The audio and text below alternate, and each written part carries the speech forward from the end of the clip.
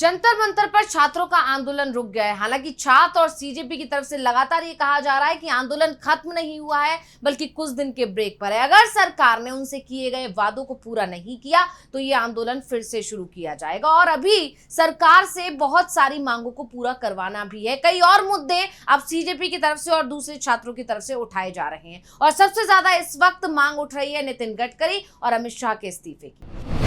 लेकिन जिस तरह से छात्रों ने आंदोलन किया जंतर मंतर पर, उसके बाद सरकार छात्रों के आगे झुकी और शिक्षा मंत्री को इस्तीफा देना पड़ गया, जिसके बाद छात्रों के हौसले भी बुलंद हैं। वैसे सरकार ने आंदोलनकारियों को झुकाने की कोशिश तो बहुत की थी, फूट डालने का प्रयास भी किया था। पहले कहा गया कि यह आंदोलन बांग्लादेशी मुसलमानों का है, फिर कहा कि विदेशी फंडिंग से सरकार गिराने की साजिश हो रही है। ये भी कहा गया कि इस आंदोलन के पीछे आईएसआई है, पाकिस्तान आंदोलन को भड़का रहा है। लेकिन सरकार का हर दांव उल्टा उस पर ही भारी पड़ता गया। आंदोलन खत्म होने की जगह और दिन ब दिन तेज होता चला गया, जिसके बाद धर्मेंद्र प्रधान को आखिरकार इस्तीफा देना ही पड़ गया। और अब इस आंदोलन में सरकार और पुलिस की ज्यादतियों की खबरें सामने आ रही हैं, जो बता रही हैं कि सरकार किस हद तक इस आंदोलन से घबराई हुई थी, कैसे वो आंदोलन को खत्म करने की साजिश रच रही थी। यहां तक कि जो लोग जंतर मंतर जा रहे थे उनके आधार कार्ड तक चेक किए जा रहे थे। जो लोगों को खाना खिला रहे थे उनसे पूछा जा रहा था कि पैसा कहां से आ रहा है। उन्हें पुलिस थाने बुला लिया जा रहा था, उन्हें हिरासत में रखा जा रहा था, उनसे सवाल किए जा रहे थे, पहचान के आधार पर कार्रवाई की जा रही थी। और गाजियाबाद के रहने वाले जुनैद को पुलिस ने तब उठा लिया जब जंतर मंतर पर प्रदर्शन अपने उफान पर चल रहा था। लेकिन पुलिस की इस तरह की कार्रवाइयों ने युवाओं के हौसले को और मजबूत बनाया। नतीजा, मोदी सरकार के खिलाफ युवाओं का गुस्सा और बढ़ा और युवाओं के सामने मोदी सरकार को झुकना पड़ा। और इसी पर आज हम अपनी स्पेशल रिपोर्ट में करेंगे बात। नमस्कार, मैं हूं अंशिता।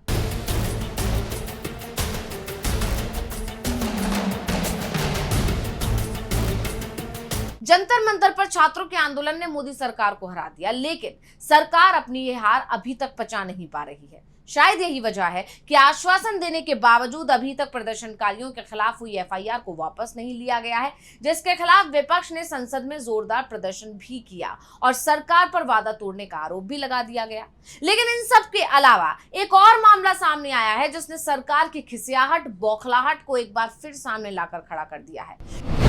युवाओं के हौसले को तोड़ने की हर कोशिश जब सरकार की फेल हो गई तो खिसियाई सरकार ने उन लोगों को निशाना बनाना शुरू कर दिया जिन्होंने छात्रों के इस विरोध प्रदर्शन का समर्थन किया, जिन्होंने छात्रों के हौसले को टूटने नहीं दिया, जिन्होंने छात्रों को खाना और पानी पहुंचाया, जिन्होंने छात्रों को भूखा नहीं रहने दिया। और इसका नतीजा ये रहा कि 36 दिन तक जंतर मंतर पर छात्र डटे रहे, और उनके डटे रहने का नतीजा ये हुआ कि आखिरकार 25 जुलाई को छात्रों ने सरकार को झुका दिया और धर्मेंद्र प्रधान से इस्तीफा ले लिया, जिससे मोदी सरकार की जबरदस्त किरकिरी हो रही है। क्योंकि ये सरकार कहती थी कि इनकी सरकार में इस्तीफे नहीं होते, ये तो यूपीए में हुआ करते थे। और अब जब सरकार घिरी है तो किसी भी कीमत पर छात्रों के इस आंदोलन को साजिश बताने में जुट गई है।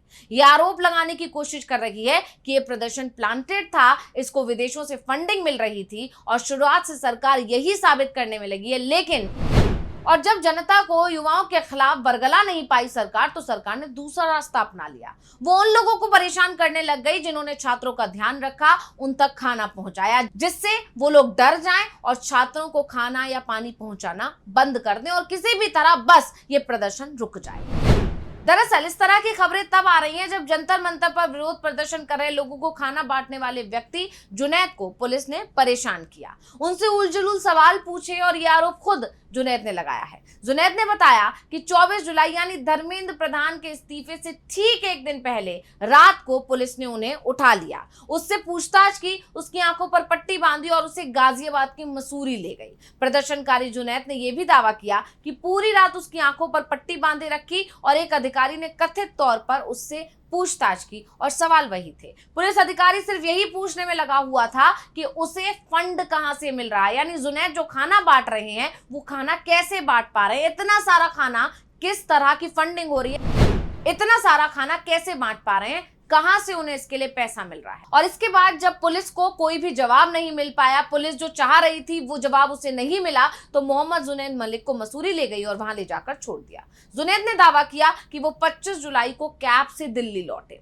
सोशल मीडिया पर एक वीडियो में मोहम्मद जुनैद मलिक ने यह भी कहा है कि उसे और उसके एक दोस्त को कुछ लोगों ने रोका, जिन्होंने खुद को दिल्ली पुलिस का जवान बताया। जुनैद कुत्ते के काटने का इलाज कराकर राम मनोहर लोहिया अस्पताल से लौट रहे थे। जुनैद ने पूछताछ में सवालों के जवाब दिए। जुनैद ने यह भी दावा किया कि उसने बताया कि वॉलंटियर्स को खाना और पानी डोनेशन और समर्थकों के डिलीवरी के जरिए मिलता है।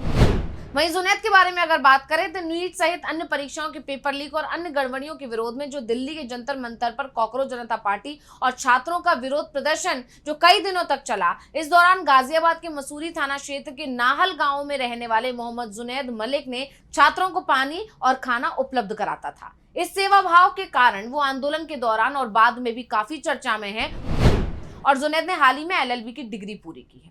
हालांकि प्रदर्शनकारी छात्रों की मदद करने से नाहल गांव में रहने वाले उनके परिवार को अब पुलिस परेशान कर रही है। उन्हें परेशानियों का सामना करना पड़ रहा है। उनके पिता मुस्तफा ने यह आरोप लगाया है कि उत्तर प्रदेश पुलिस उनके परिवार को परेशान कर रही है। जुनैद के परिवार ने आरोप लगाया है कि पुलिस 2 दिनों से लगातार उनके घर में पहुंचकर पूछताछ कर रही है और सवाल वही है कि पैसा कहां से आया। पुलिस ने परिवार से दस्तावेज तक मांगे हैं। वो जुनैद के पिता मुस्तफा को पूछताछ के लिए थाने भी ले गई थी। परिवार का यह भी दावा है कि 24 जुलाई को पुलिस ने जुनैद की बड़ी बहन के ससुराल मेरठ पहुंचकर उनके ससुर से भी पूछताछ की थी और जुनैद का परिवार खेती करता है। जुनैद ने कहा कि छात्रों के विरोध प्रदर्शन से जुड़ी लीगल टीम ने जानकारी के लिए उनसे संपर्क किया था और पुलिस ने यह भी कहा है कि वो उसके आरोपों की जांच कर रहे हैं। अब जुनैद की तरफ से दी गई जानकारी के बाद यूपी पुलिस सवालों में घिर गई है, क्योंकि ये मामला है इस्तीफे से ठीक एक दिन पहले का, जिससे एक बात तो साफ हो जाती है कि सरकार ने आखिर तक कोशिश की कि छात्रों के इस आंदोलन को बदनाम कर सके, फेल कर सके, जनता में ये मैसेज पहुंचा सके कि ये आंदोलन जो हो रहा है वो फंडेड है, विदेशी फंडिंग हो रही है सिर्फ और सिर्फ मोदी सरकार को गिराने की, मोदी सरकार को परेशान करने की, मोदी सरकार को फेल करने की।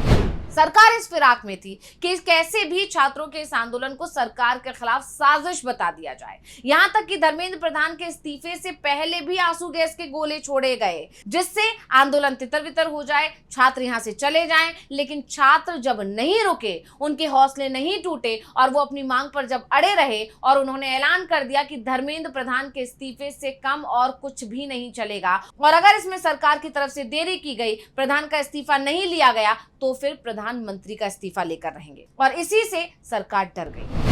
और बड़ी बात यह है कि यह मामला सिर्फ जुनैद का ही नहीं है, सिर्फ जुनैद ही नहीं है जिन्हें परेशान किया गया छात्रों की मदद करने पर। इससे पहले एक और खबर आई थी जिसमें बताया गया था कि एक चाय बांटने वाले को भी इसी तरह दिल्ली पुलिस ने परेशान किया था, उन्हें भी हिरासत में ले लिया गया था और उनसे भी इसी तरह के सवाल किए गए थे कि आखिर फंडिंग कहां से हो रही है। यहां तक कि डिलीवरी बॉय को भी अंदर जाने से रोका जाने लगा था, जिससे छात्रों तक खाना ना पहुंचे।